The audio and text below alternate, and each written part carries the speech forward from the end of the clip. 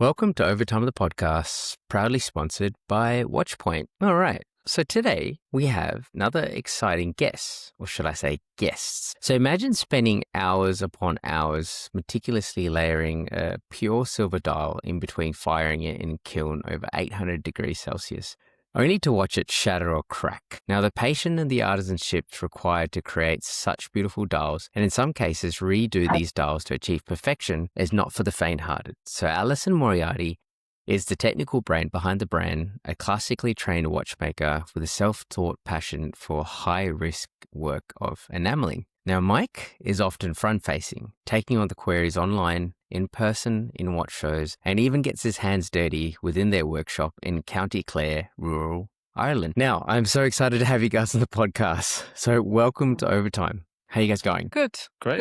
Yeah. Hello. Happy Hello, to be everyone. here eventually. It's a funny story. We'll you know what? We'll let them know. But before we get into that, so look, let's do the wrist checks. So, Alison, Mike, since you're our guest today, what's on your wrists? Well, I'm wearing the first watch Alison made. It's the Midnight Sky. It's a dark blue enamel dial, and you can see it's like looking into a night sky. That's what the first thing I seen when I seen the dial, and she put it in the watch for me, and it was the end of 6 years of torturing her to do something like this. Oh, it's gorgeous. And I like that little zoom in effect as well. I don't know if you did that, but it just zoomed into your watch. So fantastic. Oh, fantastic. Yeah. No, it's an well, we'll talk about it, but Yeah. they're all opaque, and it was. I wasn't very happy with it, but Mike thought it was great, and it ended up in a watch. So yeah, he can have it. I wore it every day since she made it over 2 years now. I think 2.5 years, yeah, I'd say. Wow. but around 2 years ago. Yeah. Amazing. There's been many more disasters since. Yeah, We- I get to wear one and go to shows. So enough about your wrist. So mine anyway. So I am wearing, well, that's upside down, but yeah, wrist check is, so it's a 1974 Omega tuning fork. Ooh, nice. Yeah, it's in mint condition. I'm the third owner. It has got a beautiful linen dial, but Ah. what's most fabulous about it is the interior, obviously. I Yeah. guess you know about tuning forks. Not as much as I would like, but yeah. They got a really short stint between your mechanical watch and then when they jumped into the huge, as we call, like coffin quartz, because the quartz was so big and it was in a tube that was sort of coffin shaped. But yeah, the tuning fork has a sort of a brief moment in time. Prior to the tuning fork, there was the Dinatron, which had. You're going to get a history lesson. So it was mechanical and it had a battery. Okay. So I look it up. It's actually really cool. But tuning forks, I do love them. I have a few favorites. I don't collect. I wouldn't call myself a collector. I have a couple of Belovas, but there's a difference between them as well. The frequency that they hum at, one's higher, one. Okay. Yeah. Okay. Well, Yeah, they're fun. so James, I was just going to get what's on your wrist, James. James had a Bulova tuning fork, right? Was it an Accutron? Yeah, one of the Space View 2020s when they came out, they just, with those two whirling engines, and it was very cool. It was actually probably one of my first watches that I bought that was different and weird, maybe slightly, but it just really captured my attention how they put it together and made it. And yeah, such an amazing watch to wear, and it allowed for me to wear a bigger watch as well, just because it had so much more to it as well. But tonight I'm actually wearing something, probably one of my smallest watches in my collection, and it's my vintage Rado Golden Horse. And it's from the 60s or so. It's this beautiful silver dial, and comes on the cover, got it on its original bracelet, and just a very cool watch. And it's sort of always felt like it was a watch ahead of its time, because when I look at it, I don't think it's a 50s or 60s watch. It feels like something that was maybe not brand new, but it's much newer than that, just the way it's been constructed. Beautiful watch. I think a lot of watches in that period, my favorite period is sort of 50s to sort of late 70s-ish. And well, the 70s are quite notable, but 50s and 60s watches are very just timeless. And I think they probably had definitely an effect on me when it came to the sort of case design and stuff. So yeah. Lovely, classic, elegant case. Yeah. Absolutely. Yeah. Awesome. We'll get into some of your inspirations very shortly. I'll wrap up with my wrist checks. So I have it's called the ZLTD Series 1.5. It's one of my dressier pieces, Condavage, cow horn / what do you call it? Teardrop lugs in between one, and then titanium anodized dial. Just one of my more prettier watches. I do like purple. You can see in the background. And I was just going to say, you're matching the background. Matchy, yeah. Awesome. All right, well, wrist checks out of the way. So thank you so much. Honestly, it's been a little while in the making to get you guys on the podcast, and thank you so much for taking your time to come on. I know you're very busy in your workshop, and there's lots of work to do. So let's get right into it. So Alison, I want to start off with your journey into watches. I mean, you gave us a bit of flavor just now with your tuning fork and a few other bits. So look, as we understand, you're a graduate of the Irish-Swiss Institute of Horology, and you're also one of the youngest graduates of the prestigious WOSTEP Academy in Switzerland. Yeah, I was just turned 21 when I graduated from there. Yeah. Yeah. Well, we're claiming it. So today, yes, you are. But so, I mean, at what point, 21, you graduated. But so, I mean, you must have been pretty young when you went, this is what I want to do. Like, how'd you get to it? I never ever thought of this is what I want to do. I was obsessed actually with horses. I wasn't anything to do with watches. Okay. And I had quite a really broad spectrum of subjects that I was studying when I was finishing school. I did everything from geography to honours engineering, biology. I just loved it all. But I was an equestrian from really early on. And I remember saying to my parents, I'd love to be a farrier. And they were sort of like, God. She just said to me one day, and she said she was going over to a watch college that I lived in Leixlips, just outside Dublin. And it was in Blanchardstown, which was literally about maybe 15-minute drive from where I grew up. And I never, ever knew it was there. And so, I was going to get to miss a few classes. So I said I'd go. So that's how I ended up going to the ISIH. And I went in, and the first room that we went into, it was just all the tiny machinery. So it was like my engineering room just shrunk, and I didn't see a watch. I didn't notice a watch.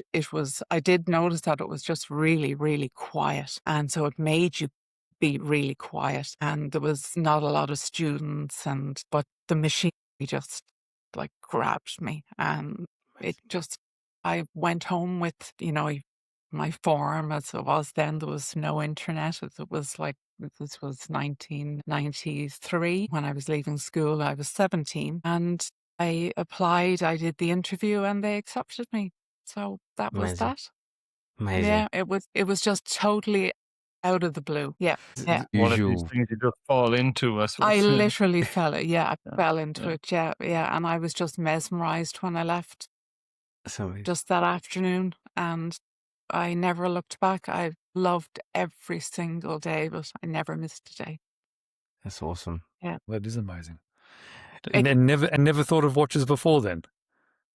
No, I got a Swatch when I was about 12, and I remember they were horrendous plastic cases, and where the batteries went in always cracked. And I remember my dad trying to glue it, and I actually have the watch upstairs, and it's molded to the shape of your wrist, and if you touch it, it creaks, And I never wore a watch after that. I never had a watch in college, and but you made a few watches in college. Yeah. And that, but I know I never thought about. My dad had some old pocket watches that he had inherited, and I remember realizing they were beautiful. And there's a few good stories. She was benchmates with Stephen McGonigal, so we wouldn't. So there's a few good stories I've heard. They wouldn't repeat the antics. I don't remember any of that, but no. And from there, then you went to WOSTEP. Yeah.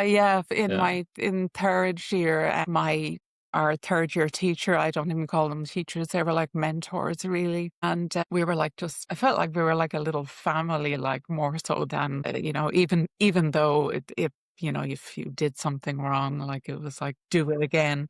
We were taught very, very classically, and it was very hands on. There was no big TV screens, and you stayed at your bench and looked at a screen. You came up to your teacher's bench, and it was like you sat down, then you looked at what they did. Then you got up and the next person sat down and looked at what they did. And you learned like just so, Mm. it was really in depth, a lot of theory. And with third year, yeah, it sort of came through that WOSTEP still had spaces available, and I applied and I was accepted for there prior even to my graduation. Obviously, it did hinge on me graduating, and I packed my bags and headed off to WOSTEP straight after the ISIH. I just had this want of more learning. Mhm. So yeah, that was intense. Yeah. So, so you obviously needed to do like, I guess, the program at the Irish Swiss Institute of Horology first before you Yeah. get into WOSTEP. Is that standard procedure? You need to And they finish like don't a do certain that level? No. now. I No. know they have. At the time they did take students. They took teachers. I was the youngest there. A lot of people were changing careers, or they had already been in the workplace. I think I was the only sort of student in my seven, But so it was probably a little bit unusual in that, terms. I just really enjoyed the learning, and to go on and learn more. I would have actually stayed there and never left. But anyway. That's good. I mean, it's good to see passion for learning and, how that's gotten into your Yeah. watches. It's not really like, I'm going to say it doesn't seem like normally I speak to people who are into watches or get into watchmaking. It's sort of like, well, they've had a grandparent or a parent who's been into Yeah, watches and they've no, grown no. up and handling watches, and that's what got into them passion. No, so you're all about Yeah. I guess, the learning, wanting to learn more and grow. So it was Yeah, I was fantastic. very mechanically minded, and I used to always do the cars with dad and, that type of thing. But like my parents were nurses, and we had no like horological affiliations whatsoever. And the school was in my backyard really, like it was just literally over the road. And so, yeah, it was unusual. It was strange. Maybe it was meant to be sort of, Yep.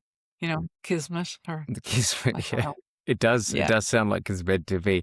So take Yeah. us from when you graduated from WOSTEP. Then, you said what happened then after?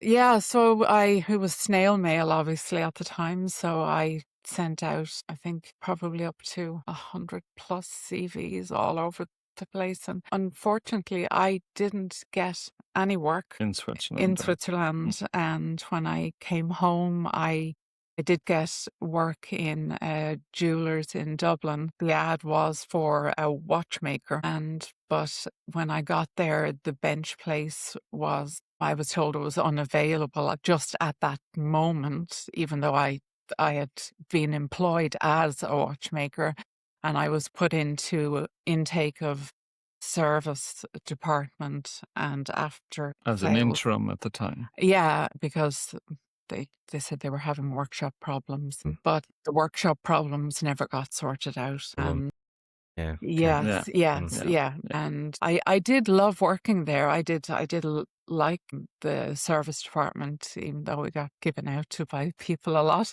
But you learned a lot there I at the did time. learn. Yeah. I learned Yeah. a huge amount. Again, still always wanting to learn. And they had an amazing gemologist, and I really got into that. And when really stunning pieces would come in, I'd, get to look at them. And I actually learned a huge amount about gemology and got really into that then while I was there. But the workshop didn't open for me. So I got quite disillusioned, and I moved. So I moved to a sales job high-end sales of watches and jewellery to Galway, into the west of Ireland. My And fault. that's when Mike. There's a funny story here. At the time, I met Alison, and we decided she decided to come down to Galway with me. I had a job offer in New York at the time, and I never said anything. And then found out years ago, I found this letter that Alison in the middle of a box, and it was a job offer from New York and Tiffany's, and she never told me. So it's They came strange. in. I got job offers years later then from like numerous places, and we were sort of settled in Galway, and I'd only sort of met this guy, and I was going, God, I can't sort of go, oh, did you fancy moving to America? So I just sort of declined the job, and I stayed in Galway. Yeah. So I don't know. So Maybe it's an art that was meant to just roll. meant to be. So you both turned down jobs because you both didn't want to leave each other to go somewhere And else. didn't tell each other about the job either. It wasn't an issue at the time. Like, yeah. So it just. It ended up years later. I was like, well, I got a job. Yeah, so did I. Well, why didn't you tell me? Well, I didn't really know you very well. So, yeah. Lovely. I know. That's a story for the ages as well. Oh, nice. Yeah, there we've got some really weird ones. Yeah, but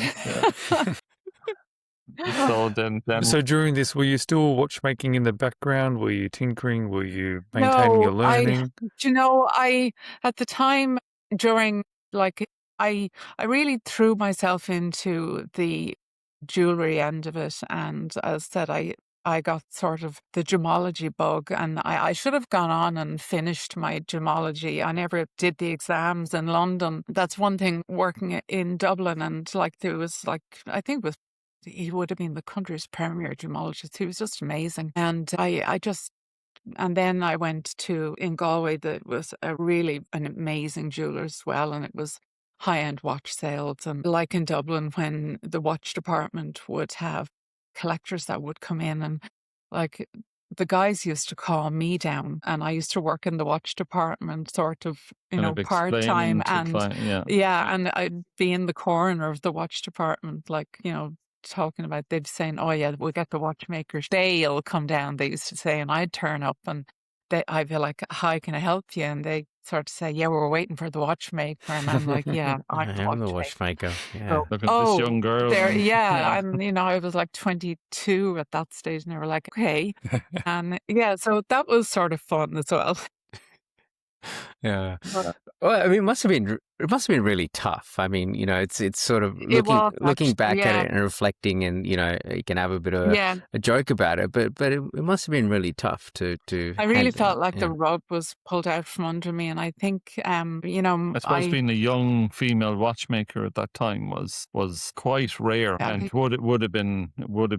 I didn't meet a lot of me. I think I only met one of me in my whole time in that early sort of period, and I suppose I just didn't have an advocate, and I probably didn't speak up enough for, or I don't know, it was just the way it was. Ancient history now. Yeah, it is. Yeah. But I always I felt like that. I always felt whatever situation that I was in, I make the best, and just go with it. We moved and started the business ourselves, and I advocated for Alison to go back into watchmaking then, and eventually I kind of pushed her into her home workshop. Yeah, so that's sort of No, the 20s. I mean, right now, like we have seen, female watchmakers come through. Like, nowadays we've seen brand owners, female and stuff, and it's just, you're one of the pioneering in all of this.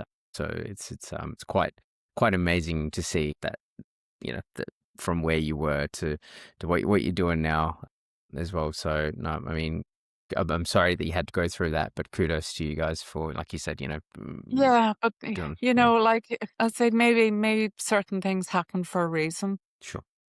Yeah. And as I say, you just sort of have to go with it and, do what you got to do. Like, what are you going to do? Yep. You know? Yep. Yep. Yep.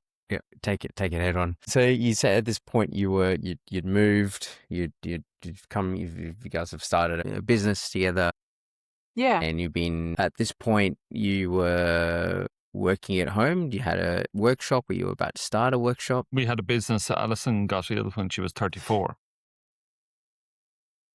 and basically couldn't work mainstream. She ended up in a wheelchair. So in 2016, she had an operation on her back that got her out of the wheelchair and got her moving about. I built a workshop at that time.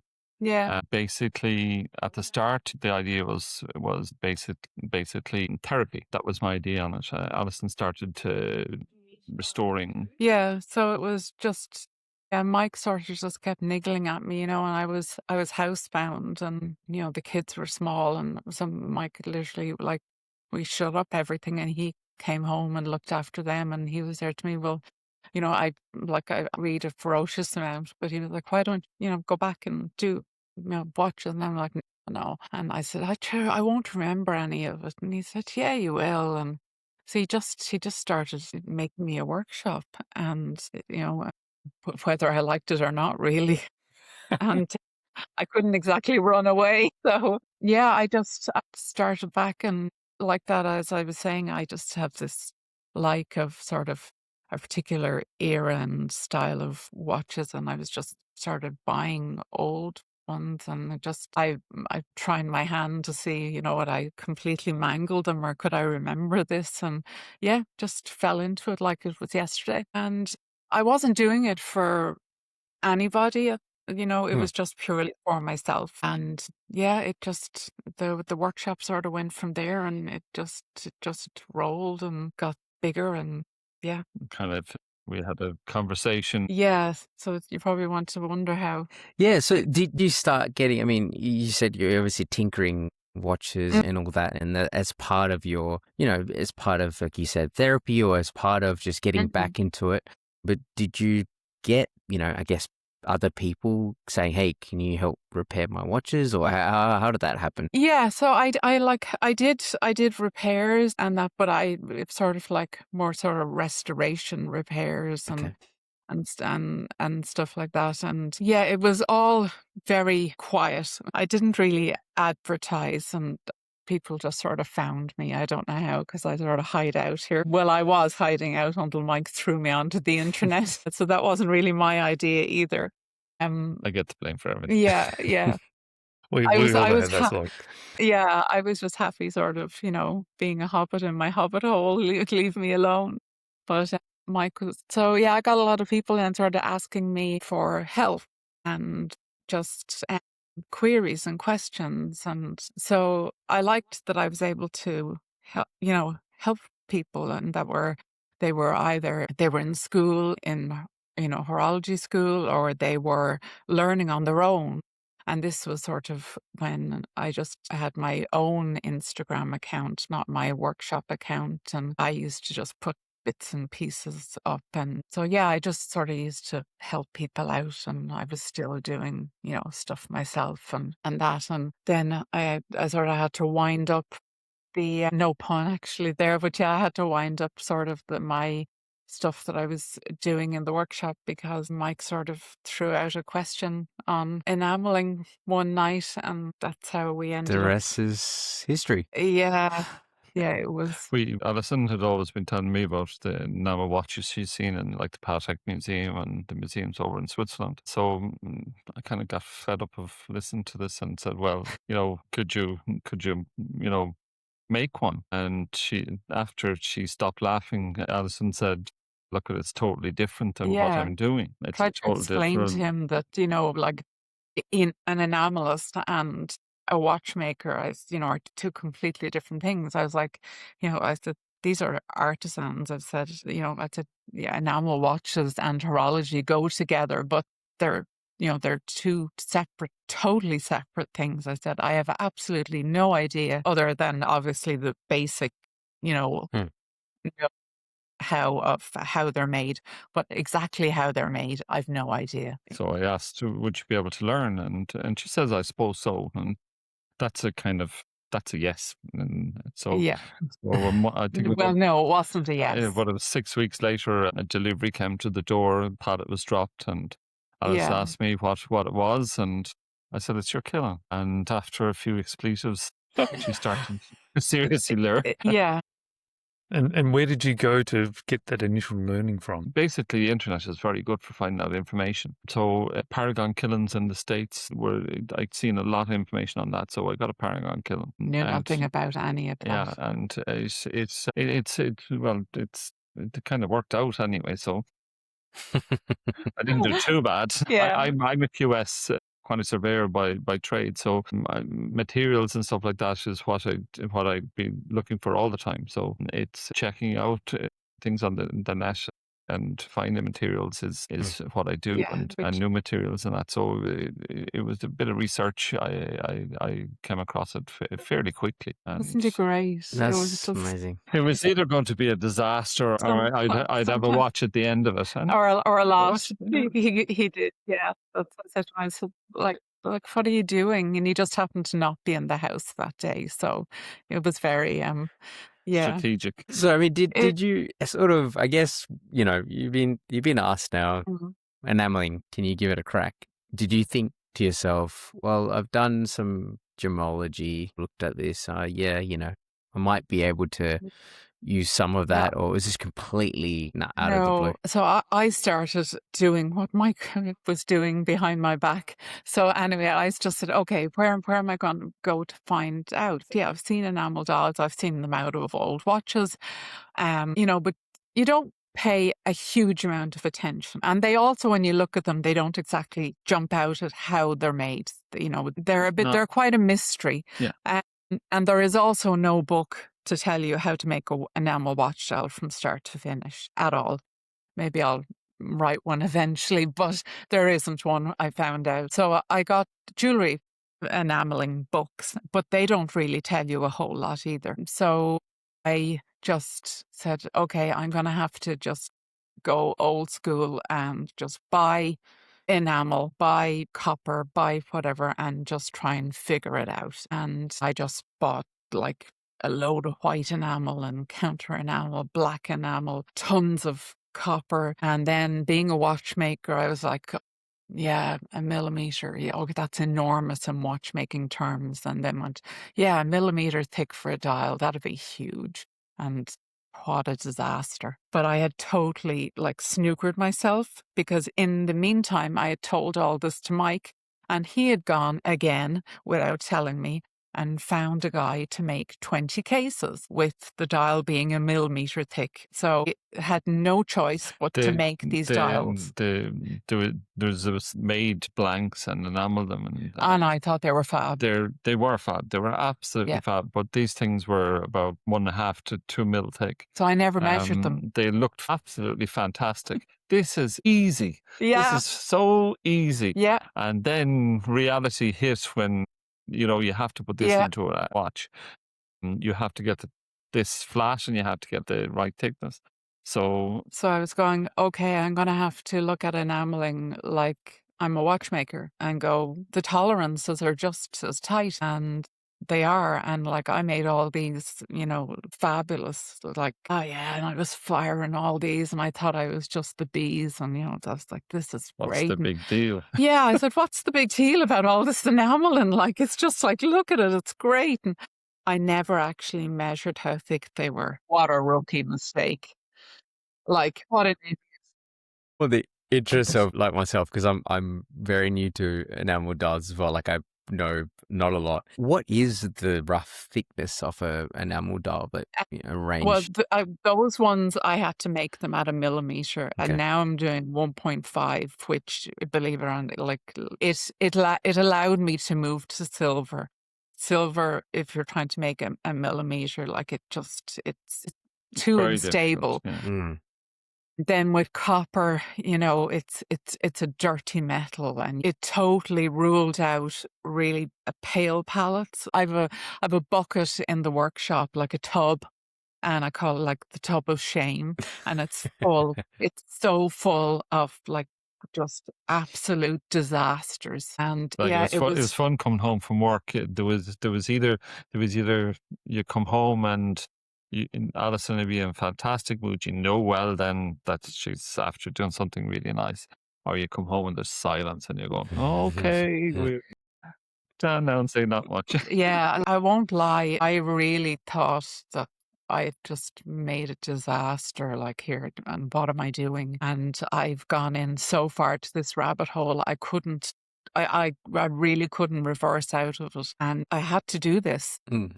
And I think it was out of this, just, I was up in the workshop one day and I literally like head in the hands and I was going, what? Like, and I had all this enamel, like kilos of the stuff. And it started with that blue that Mike had. I'd loads of blue, and then I had loads of like other colors that were disasters. And I just started like putting colors in with colors because I had just learned on the cuff, and, you know, nobody had told me, you know, you have to do it this way or do it that way. And so I just started firing a load of colors into this tub and, you know, sort of shake it around. And There's a very funny story here. So a client asked Alison, could Yeah. we do a pink dial for him? We found out afterwards that pink is probably the most difficult color to do in opaque enamel. Is it?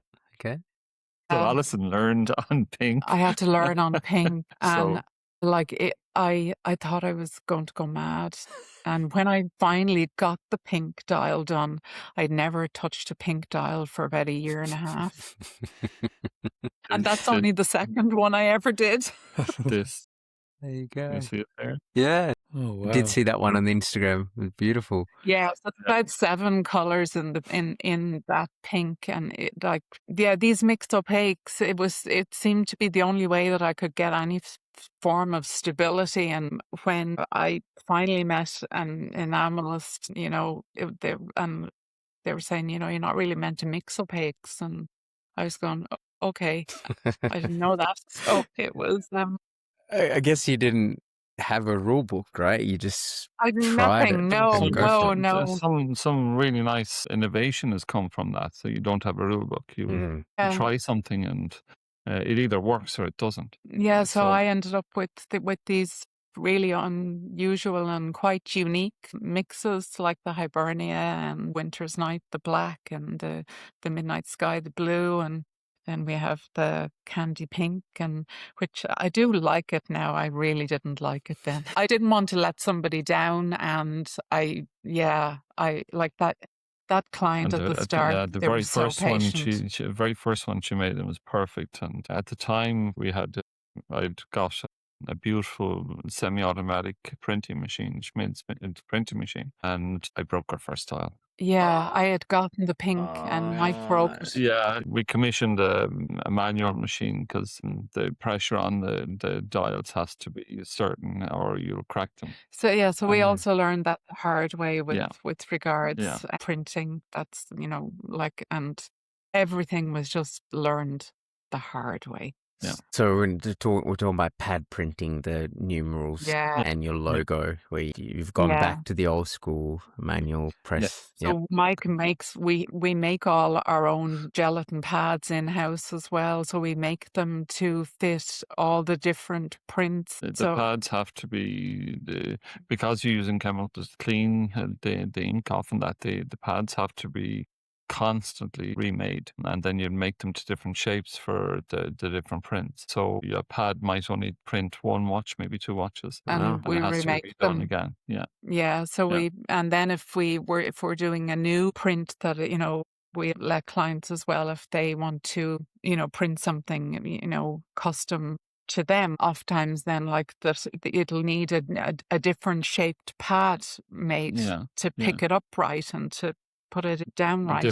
different, like a soft or medium, or as opposed to the silicone So pad. it's just been a complete learning curve, like yeah. with everything, with regards, you know, the enameling, like every single color fires differently, you know, fires at different temperatures. they all sand differently because I don't use a machine. I hand sand them. So, some take a lot longer to sand than others. Some are much, much slower. Dial takes about 40 hours from start to finish if to it do by works. hand. By doing it by hand, you get more character on the dial compared to a machine Yeah. polished. We tried the machine polished, Alison didn't like it at all. I didn't know at the time, but so I sort of what it's called is a final fire finish. So it's really the enamel being its true self and not the character polished out of it as such. So especially you see it more so in the mixes because the different colors, of which I've learned all this, like depending on the color they are, they with like heavier colors and lighter colors, but heavier is in the color, whether they're gold bearing, like the reds and the oranges, the yellows, the pinks, and some tend to drop away in that final fire. And what I get when I sand them isn't actually what I get out of the kiln. So it can come out sometimes better than when it went in, because some colors sort of rise up and some drop away. So it's very artisanal to get the actual dial. And then some turn out I don't like them and I start them again myself. Yeah, I was going to ask about that. Yeah. QC process. I mean, we can talk about QC as in, imperfections and cracking. Yeah. But you personally might get a final kiln finish and you pull that out and you go, I actually don't like the look of this. So it goes in the bin. Yeah. Wow. Yeah. Well, I like they'd be a good dial. And it was actually, I had done one and it was the black mix. And there is a small amount of white in that, and whatever way this particular one came out. Now, it was absolutely perfect, but there was a lot more white showing in one quadrant for some reason, and it wasn't there when it went in for the final fire. Now, it's a perfect dial, but it just didn't look right, and Mike thought it was fabulous, but I just started again. So it's up there, it's fine. Yeah, Alison is very fussy when it comes to these dials. She won't let them in, like you're saying imperfections. These are handmade, so you're going to get a slight discoloration and stuff and that, but that's part and parcel. Enamel. And these dials look different in every light. That's bright what's nice. sunlight, artificial light. You really see the colors coming out while wearing it. It's the only way really to see them properly. Yeah, they really come across better in person than they're so difficult to photograph. Yeah. So when we're printing, we do it usually either, try and do videos, do like live printing, so that the printing, we have several different standard prints. I've added more to it that will be showing over the next couple of months. Then a client can actually design a print if they want to put onto their watch. That can be arranged as well. We can print in different colors then. So you might say, I want a blue dial with silver, and we do that and it doesn't look good. Yeah. So we'll try different colors then to make sure it stands out and it's right. So when they get the watch, they're happy with it.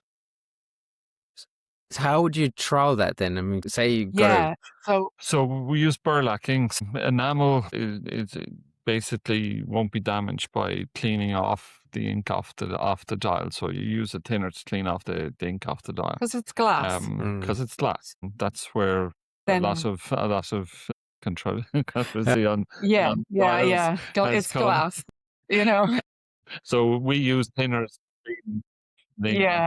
So that, as long as that's done within a period of time, everything comes off. It has to be done really quite quickly. Because next day even it'll come off, but after that you're going to get a shadow on the surface. It won't come off. Then we can try a different print or a different color until it's right. Sometimes we just use a dial that hasn't worked and do the prints on that, and then do the final print. Every print, there's a risk.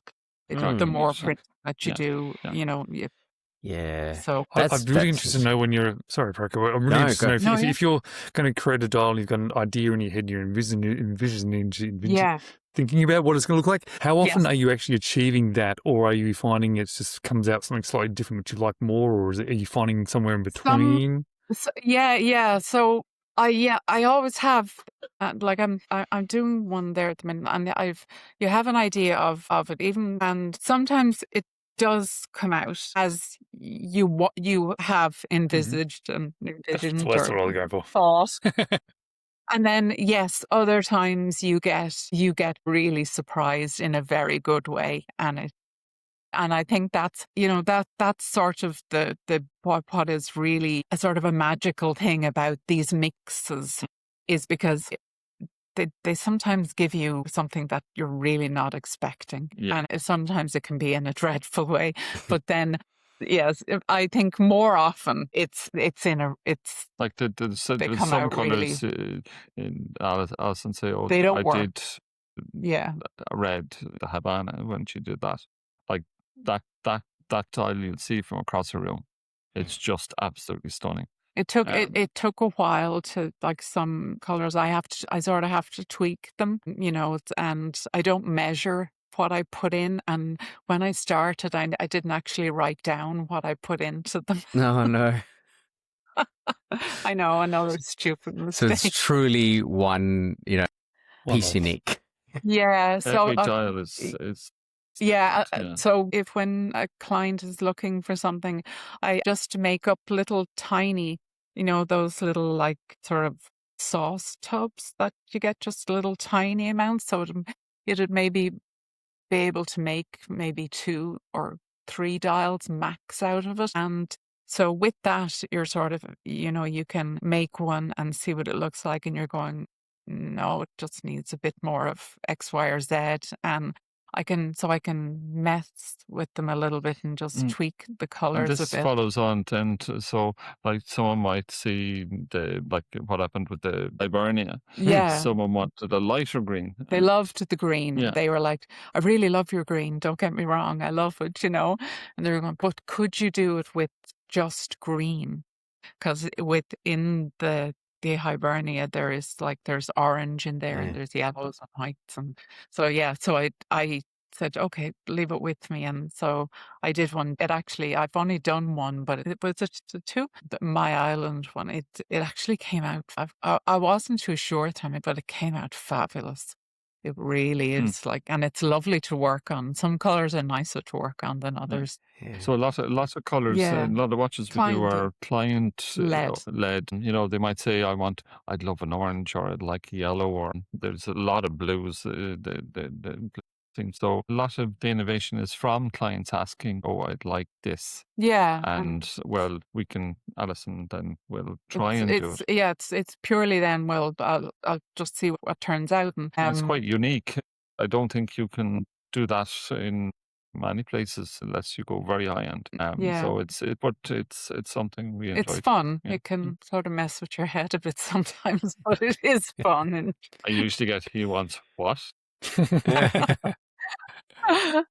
or like I know clients that show me like colors, and I'd be sort of saying to Mike, it's not paint, I can't, a Pantone number 530. I can't do that, but I still want to, try and make what they've If the taught. enamel colours allow one, then it could be possible. And so Alison will try and make something to a specified colour, So if possible. It has ended up then that my colour base has expanded into the hundreds.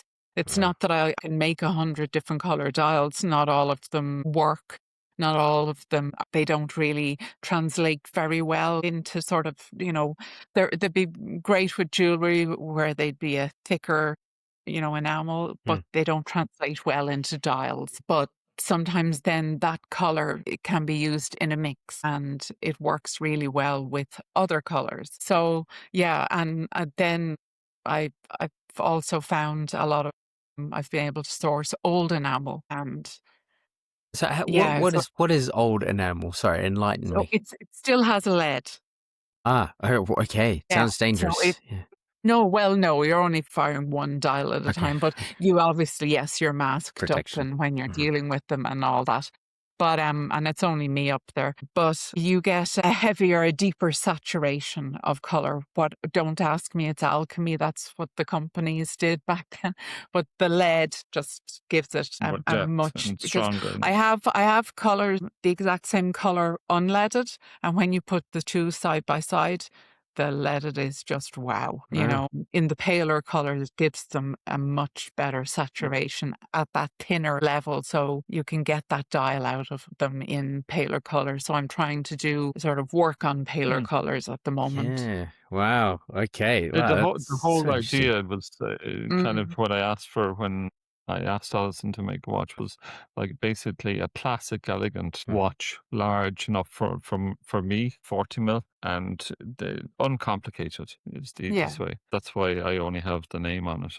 I didn't want anything else, and it shows off the enamel really well. It makes sense. Then that's kind of the star of Yeah, the it show, isn't it? wasn't something that we did consciously, just putting the name on. It was just something that we did with that dial, that first dial from Mike, and people saw it and they were like, "Oh yeah, can I just have just the name on it?" And it sort of again just rolled and ended up on different color dials in different colors. And the other thing, when I went down this whole watch sort of route, was I blinkered myself, because you do get, influenced. So yeah, it's Yeah. No, it's. I think it's a good influence.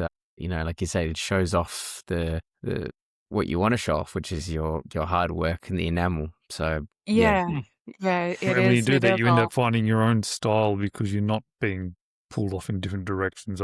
You don't want to end up Yeah, looking like somebody else's work. You want to do what you're doing, and I think you can. yeah, The dial prints we designed ourselves, and like some of them didn't work. We got cliches made, and they just yeah. Again, we weren't happy with them, so we just it's all trial and it error, was like trial and error, a lot of error. a lot of error. And but when you get it right, it really turns out, well, they'll tell us they love the pieces, so we have to go with what the clients say. yeah.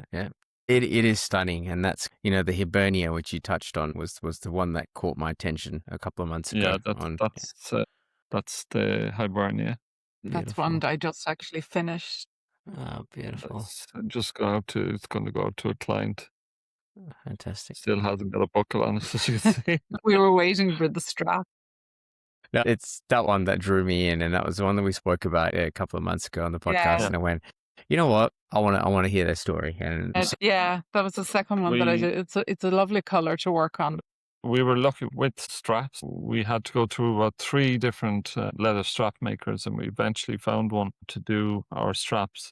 So they're made basically for each client. We get the measurements of the wrists, and then they're bespokely made with padding or without padding to size then. So they're colors and the material they want and the stitching, and they're all hand done, they're hand stitched, and so we were very lucky there. Yeah. Yeah, amazing. And is someone that you work with, I guess, close by, or you mean, as in you also do other things? He's in Ukraine. Ukraine.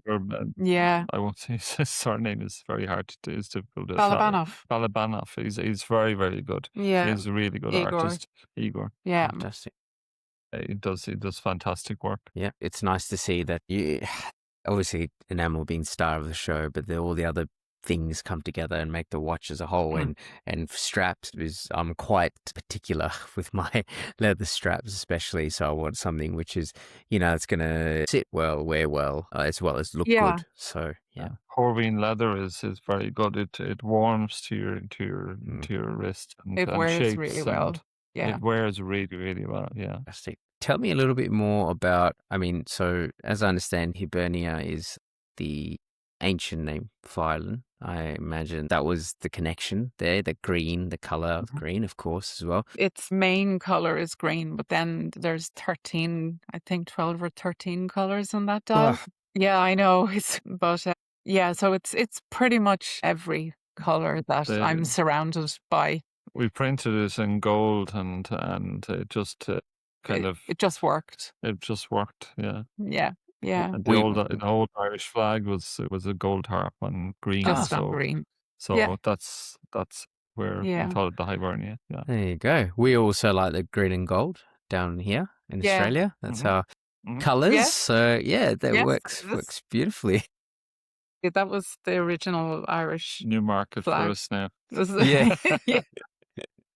Well, Yes, we that's- did that for Australia. I'm glad you guys thought ahead.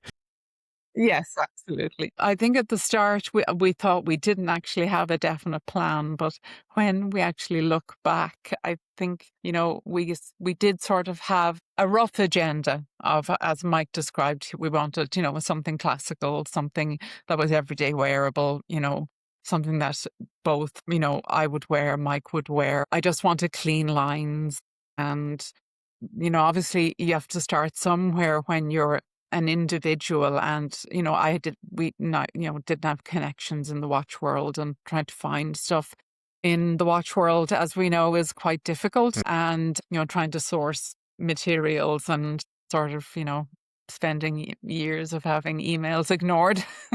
Yeah, um, it's yeah, it is difficult. yeah, um, but we sort of persevered and, you know, just kept Glad- at it. And in the meantime, I was still sort of slaving away trying to actually get a dial made. So from when you started, then I guess when you bought the kiln and to when you actually delivered your first watch, what was that time period? 8 years, I suppose. No, it was less, 7? a little bit less. I think up on when did we 2000 show? We only showed till last year, but Last- 24, 25. we It was have- 8 years. Yeah. Yeah, I don't know. It doesn't seem that long. Yeah, you know, what do they say? Time goes fast when you're having fun.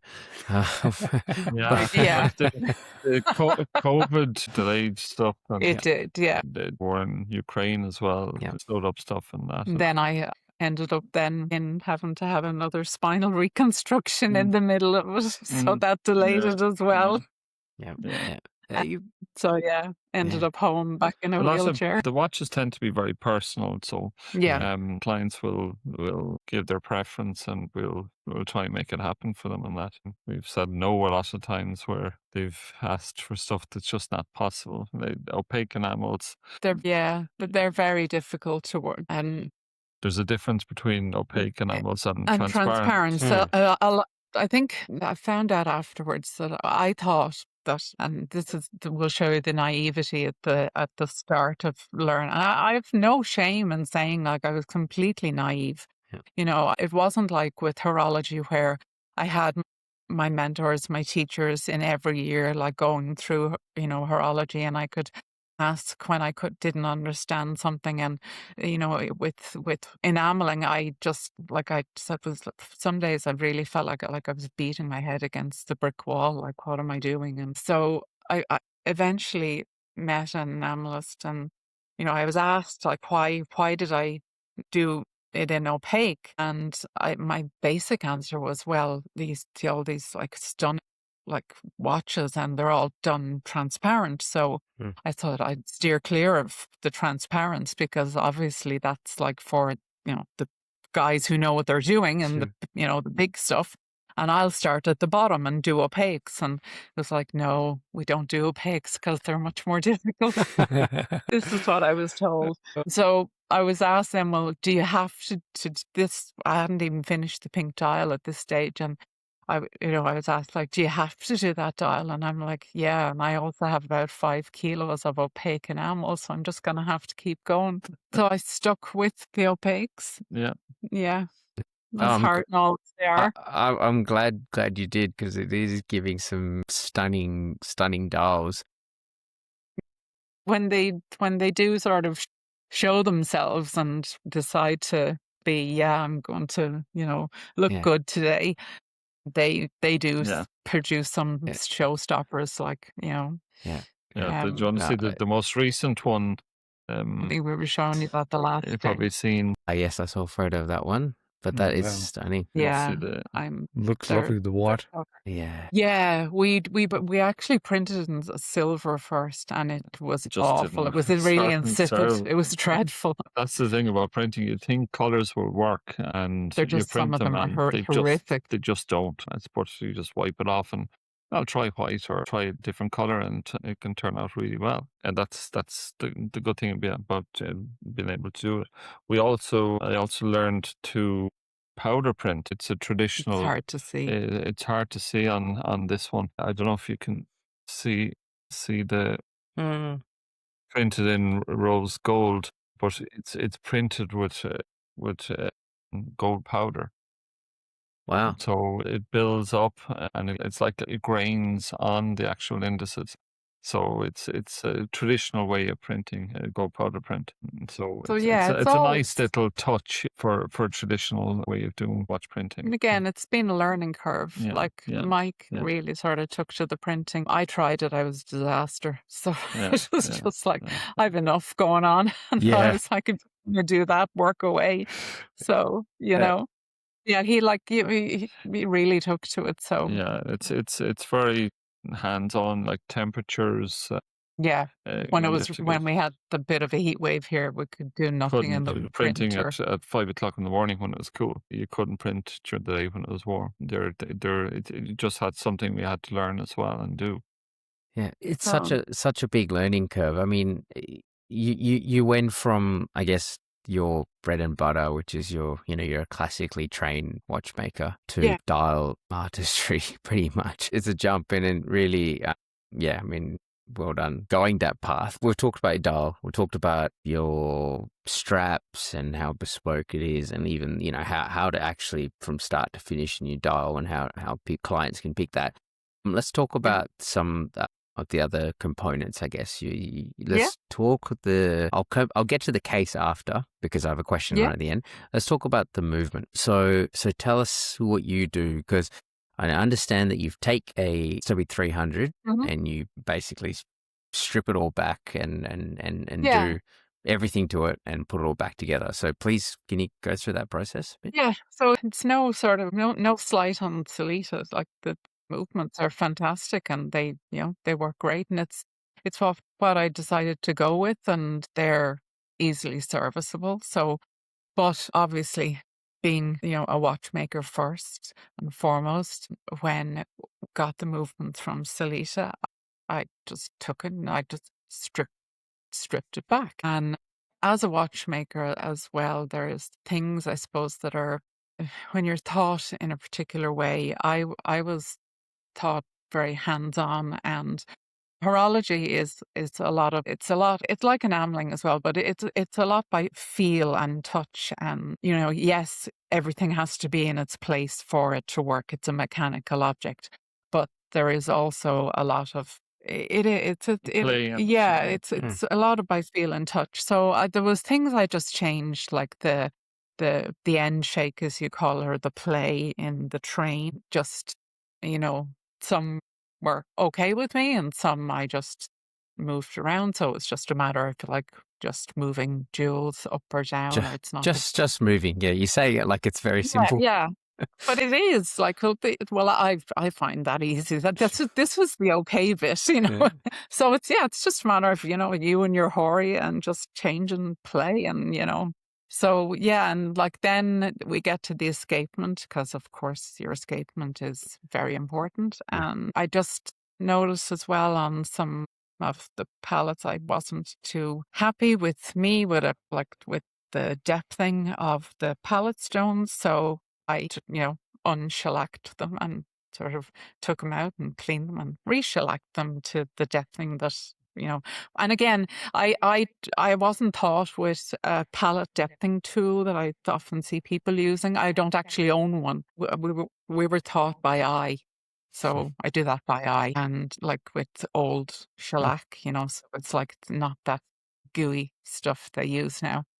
And yeah, so I do that. And then we obviously it all goes back together, and you do all your oiling and all that, and it all gets checked out. And then you get into timing. And that's the fun bit. I love that. Yeah, I love timing. I think in all the things that we were taught, we did a lot of hairspring work in the Irish Smith Institute, as I'm sure a lot of students that went through it will remember. Probably got it was rough, but it was good. So yeah, I love that. So timing. Amazing. So Amazing. It's good to hear this. And in fact, James would know we had a chat with a watchmaker or two this weekend, actually, at a fair this weekend past, and they pretty much said very similar things. It's like, yeah, there's online, there's a lot of stuff about Salida, this and whatever, but it's like, guys, talk to actual watchmakers, see what they think about it. Yeah. That's the most important thing.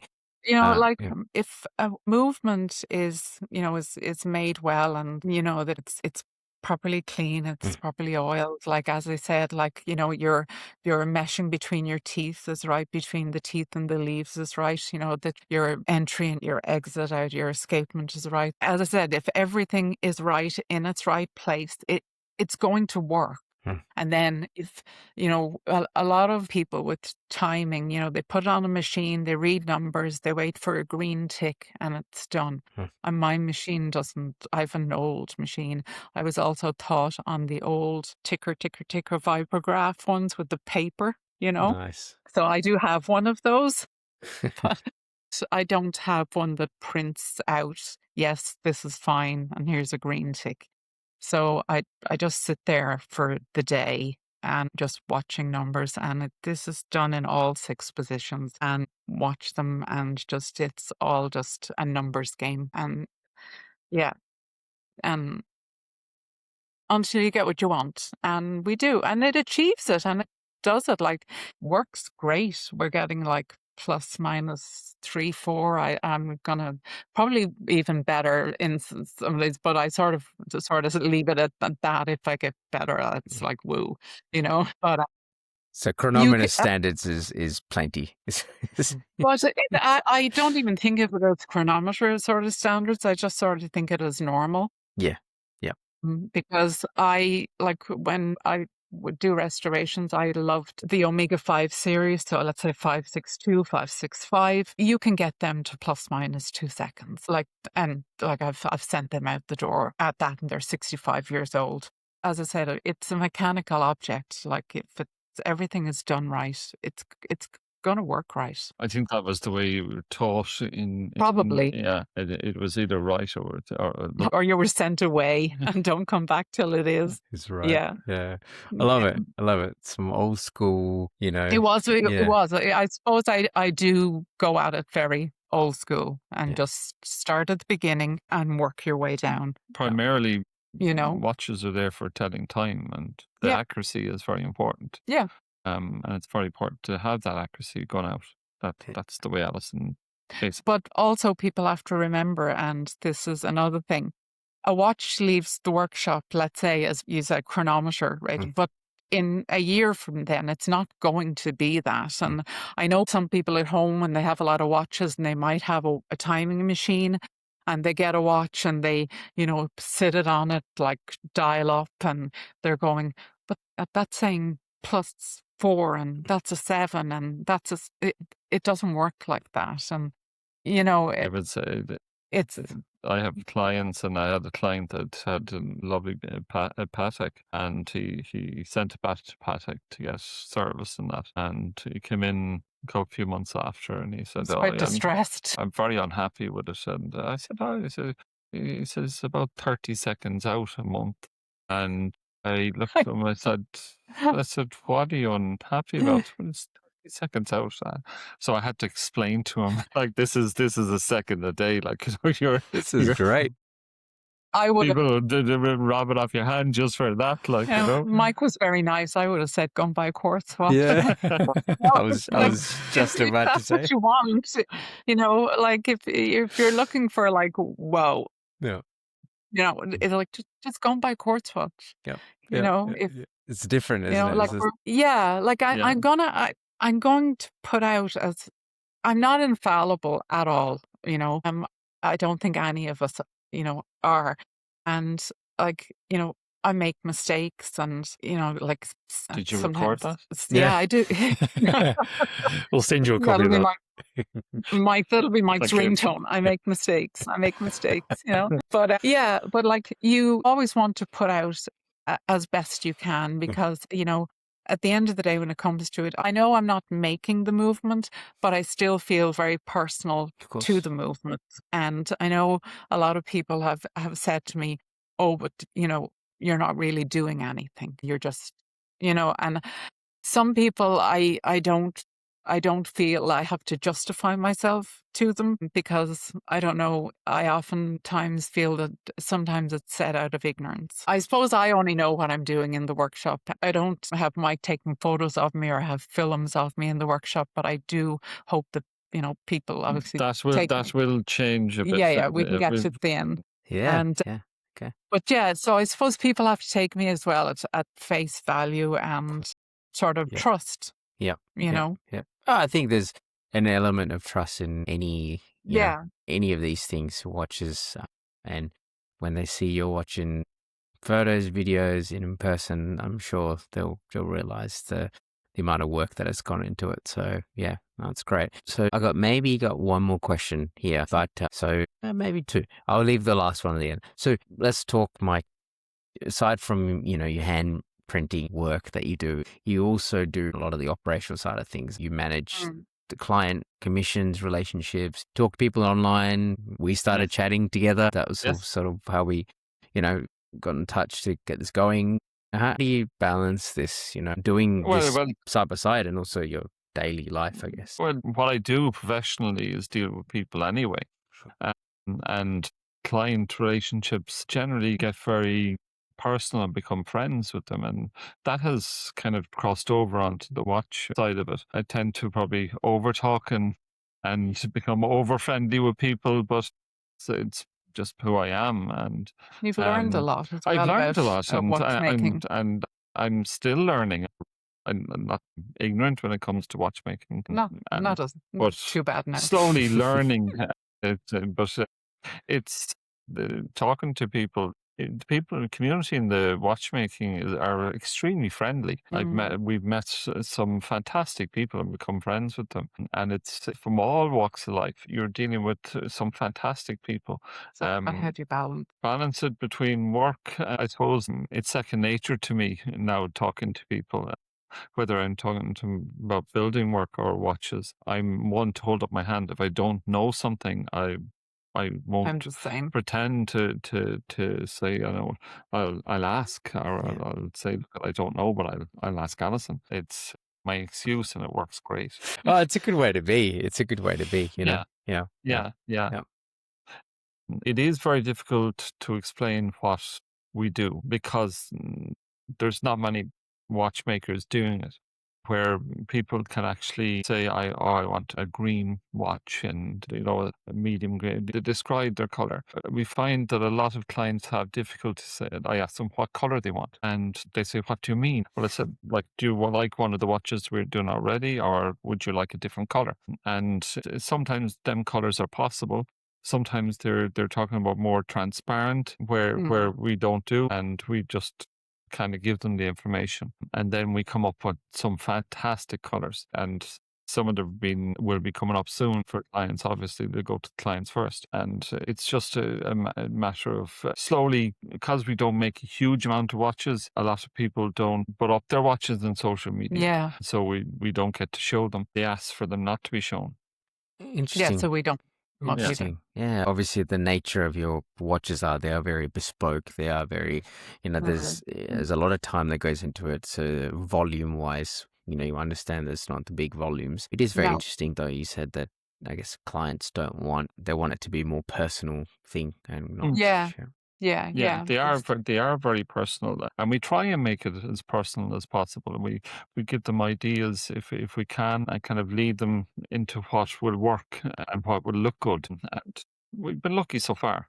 Yeah. Sometimes they would say, "Oh yeah, I love this green, and I like this," and then the other color's maroon, and it's there could be total opposites on the color wheel. It's like, well, which is it? It's like, so yeah. There's sometimes if you can give too much choice, The other thing as well is because it's only myself at the moment. I'm trying to R&D and on sort of new colors for clients, a couple of clients, and so I have to, my workshop, once I get sort of closed up, and then I have to try and, work on this. And I'm not really, I found that I was ending up with samples that were, let's say, had no feet on them and that. And they were absolutely fabulous and they would have been dial worthy. So now I do every sample as an actual dial. So I've done the feet because I do them by hand as well. I've done the center holes. So if they work and they're fab, Then I'm you're not, done. because Yeah. I had to learn the hard way. I have so many samples up there, and if I'd only had like feet and a center hole, it would have just been fabulous. And they're just sitting there, Yeah. So yeah, it's just Lots of trials we found that you're better off actually making them as dials. yeah. Yeah.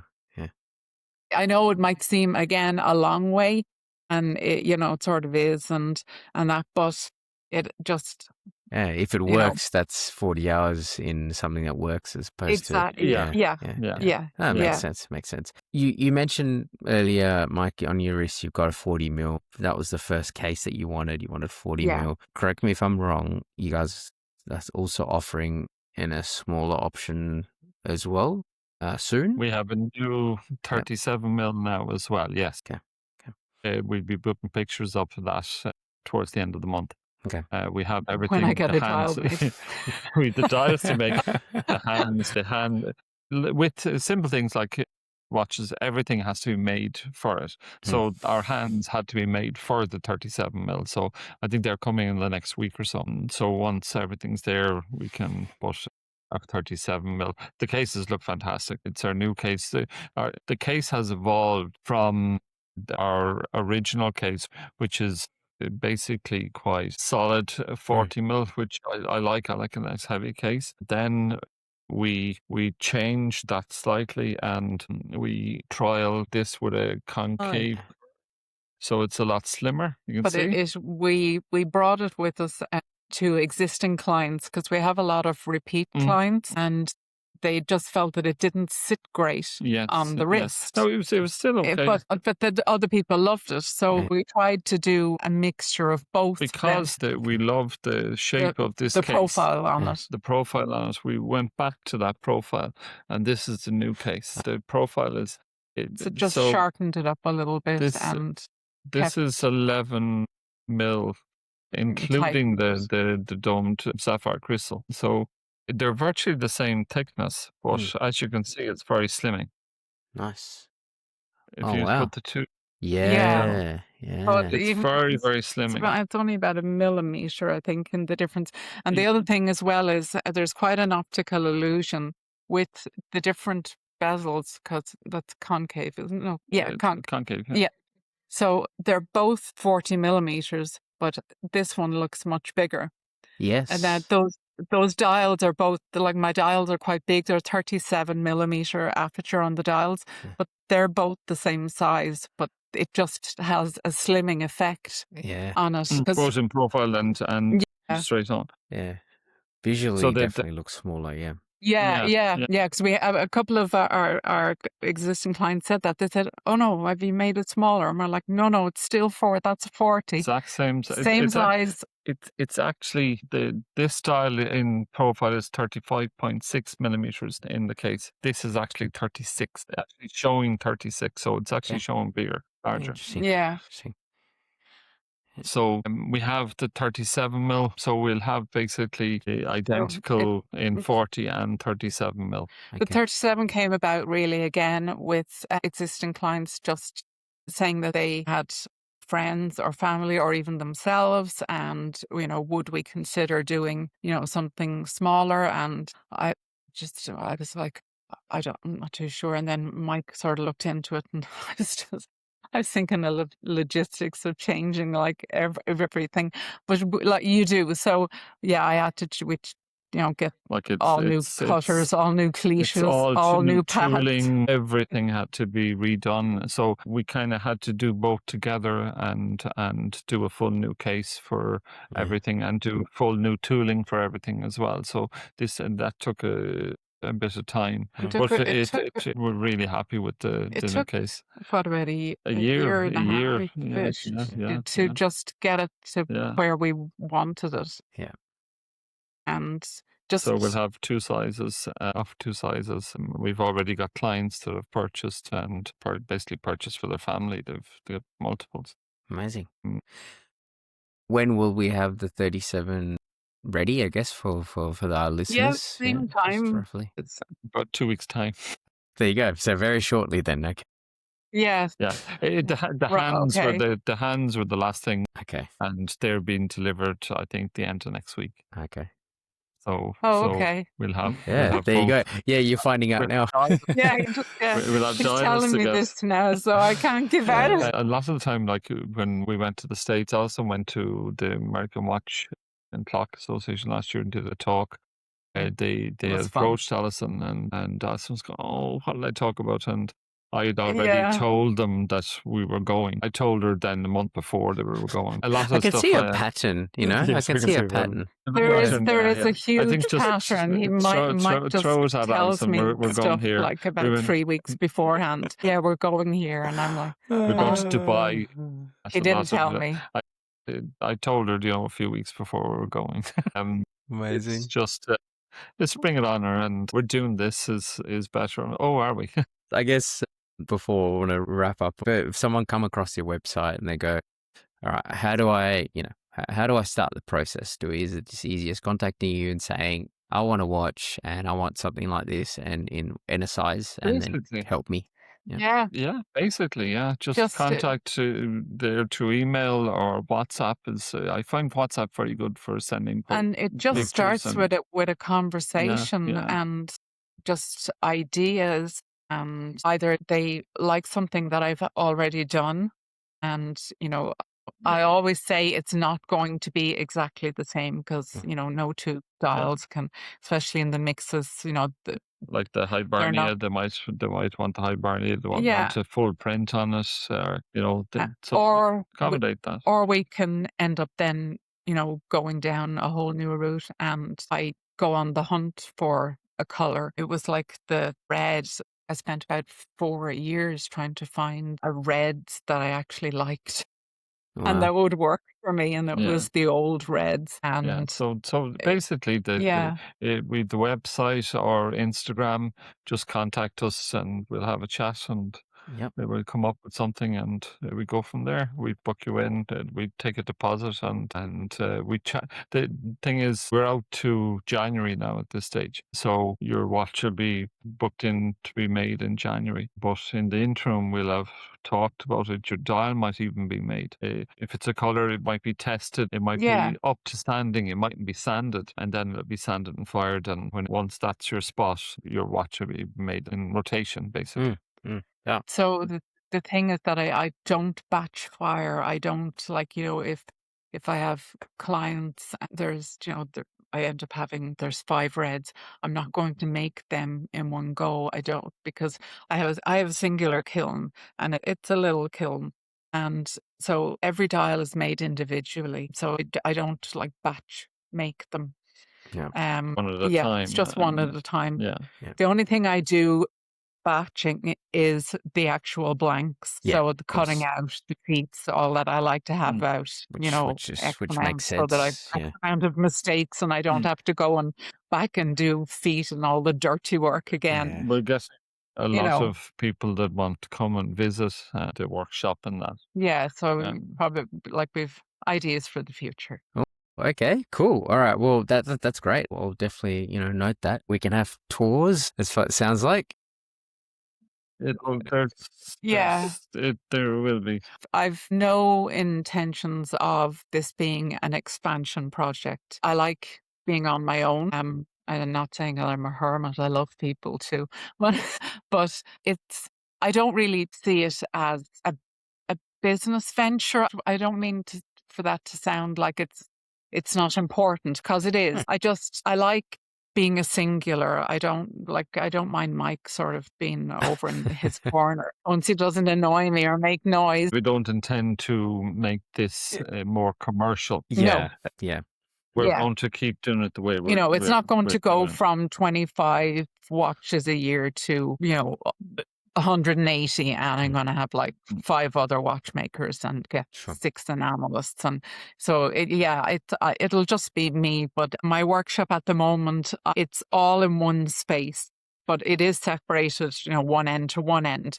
But I need singular spaces so that the printing it has a cleaner room. My enameling has a cleaner space because yes, you can hoover so much and wash down benches so much, but So we we want to separate it out. So we intend to just have a bigger space. basically. There's a bigger workshop coming. Yeah. Okay. All right. There you go. Fun little thing to look forward to. So yeah, great little tidbit. So thanks for that, guys. We've come to the Have you end. any questions, guys? Yeah, We've been wrapped I know. here, and No. This is Old Irish people just blabbing away. No, honestly, this is amazing. This is you guys telling the story is what this is all about. I've learned a lot today. Not very straightforward Process. No, it definitely isn't. And what you've articulated to us is, it's just mind-boggling, to be honest, from where you were and how you got through all this. So, no, really appreciate that. And I'm sure our listeners appreciate that too. It's a very difficult process for from start to finish to do this. So, but I also especially like when we did the talk with the AWCI and that, and there was a lot of young watchmakers there as well, which was great to see. And they're very, very supportive, I find, over there. And I just felt like that it was, if you really want to do something, I guess you can. And if you're stubborn enough. yes, stubborn. I think that I probably put it down, stubbornness. Yeah, and getting prodded. That's great. That's definitely a motivating factor. So I'm glad to see that. Thank you. Look, guys, thank you so much for your time for answering. I know. You're fantastic. After the Giving us the opportunity to bore you with all our details. No, it's great. I loved listening to every bit of it. I'm sure our listeners will also love the same. And thank you for your patience as well. Like we mentioned at the start, we had a couple of false starts in recording today. Yeah, so not on your end. That was us. Please God. We got there. Learning. There's a bit of a storm here, so I think that's the factor in it. Yeah. Mike was flaming his ineptness on a storm. Well, you're ready for the next podcast. Like I said. I think we'll just stick in here. I think, yeah. Perfect. Look. All right. So next one, hopefully we'll have you in the workshop. Oh, well, that would be amazing. Look, we like doing this little thing called Something Interesting in the show, where we just have a brief note about something you see. It doesn't have to be about watchmaking. It doesn't have to be about, watches in particular. But, have you guys got a note that you'd like to share, perhaps? Like, give me a Eddie, hint. Okay, I'll start. Anything. Let me let's start. go, James. So something interesting just kind of happened for us because we live relatively close together in the same city, and we just had a huge storm come through. You guys are having a storm right now, but we have this massive storm come through, and I just saw on the news here, the local news, that it was the biggest storm recorded in the last 50 years, which doesn't surprise me because there's tree branches everywhere covering the streets. There's leaves and power poles down everywhere, so it's been quite a ride here because we're not used to big storms generally. It's a bit warmer over here, but it's been something interesting for us. We had that last year. We had a forest behind us and now it's gone. Oh, no. It was ripped out by a storm. Over. Yeah. Wow. But so I'd probably say something about me. So other than watchmaking, I actually probably own the least amount of watchmaking books than any watchmaker on the planet. But I do have a lot of books and I read an awful lot of quite sort of weird books. So I want to give you just one little thing. So I read fantasy, sci-fi, a lot of mixed as well and all that kind of stuff. So with this particular book, I just basically read a blurb from Stephen King on the front and was like, read the books and you'll thank me later. So I just say to you guys, so you have Keith Ronson's Fever House. All right. Okay. So I sort of chew that up in a week or so. And the second one then was The Devil by Name. So they're a duology. So a lot of my books are either big long series or And what are these ones about? So, I don't want to really ruin it for you. So I'm going to let you look them up. But we've another one here. It was like, Clay Chapman said, punk rock Prince of Darkness, remapping the Stand to our modern times. So it's weird. Okay. That's good. I love that you're also an avid reader. So I've put that in there. I just said I'd show you. They were the last two books that I read. I'm reading one at the moment. Mike was like, "No, don't show that one." It's probably a bit too weird to talk about. Alison has thousands of books. We've a Other than huge that, I'm library a here. bit of an art addict. I love Okay. art. I love museums. I love cities. I love history and churches. Yes. So, and graveyards. Yeah. Okay. Dragged around Europe is fantastic. European for this. graveyards. Yeah. So Yeah. been dragged around Europe for churches, graveyards, museums. Our kids haven't seen a beach, but they've probably seen every church there is in Europe. There is in Europe. Yeah. So you go from the start, we get baptized, and all the way to the end. I love it. Graveyards are cool. They really are.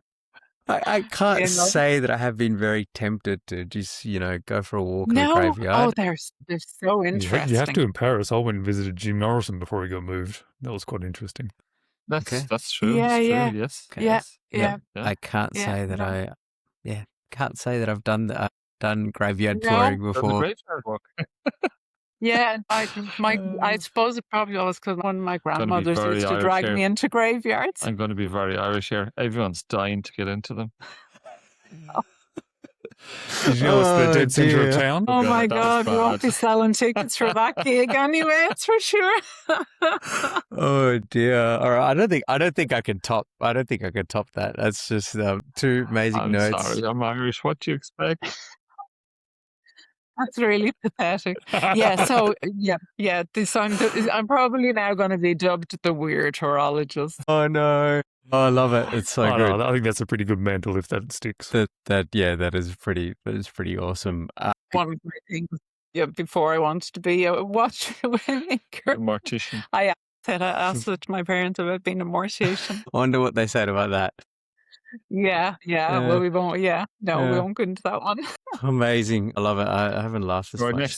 Our next show, I think, show in Ireland this year. Okay. Yeah. In October. 10th Yeah, of in October. Dublin.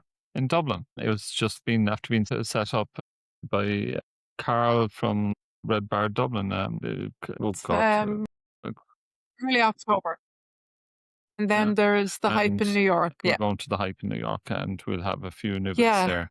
And then from there, I'm taking a scoot back down to the Plumier Foundation in Pennsylvania. I was there last year, and they have ornamental rose engines from the 1800s. And so that's another thing that I actually started doing last year was engine turning.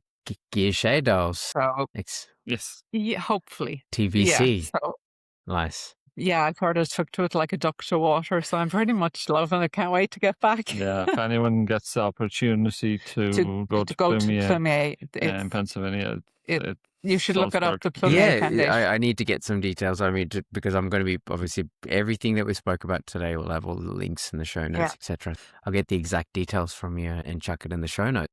I don't think I'm going to be able to top that. Something interesting. That was a lot interesting. So I think I might just call it there today because you guys shared some amazing stuff. So I'll leave it there and say thank you to the both of you for joining us today. You're very welcome. I've had a thoroughly enjoyable time listening to your process and your stories. It's been fantastic, and I'm sure our listeners will also enjoy it, and on YouTube as well. Thank you again, and thank you for having us. Guys. Yeah, thanks, James. You've been really Yeah, accommodating. you've been fantastic. No, it's been Thank very you. wonderful. It's been great to hear from you guys and learn more about you, and it really fills out the story behind the watches as well, which is really nice. Yeah. Yeah, it's as we said, it's very organic and unplanned. Yeah. And Alison said it was either a lot of people are going to have nice enamel watches, or I was going to have 20. Disastrous. Well, I'm glad it turned out to be the former. So thank you. Yeah. Thank you so much. You're very welcome. Thank you. Joe. Thanks a Thank you. million, guys. You're welcome. All right. Well, look, if there's nothing else, we'll leave it right there. Cheers. Yeah. Cheers. Okay. Thank you. Bye. Bye.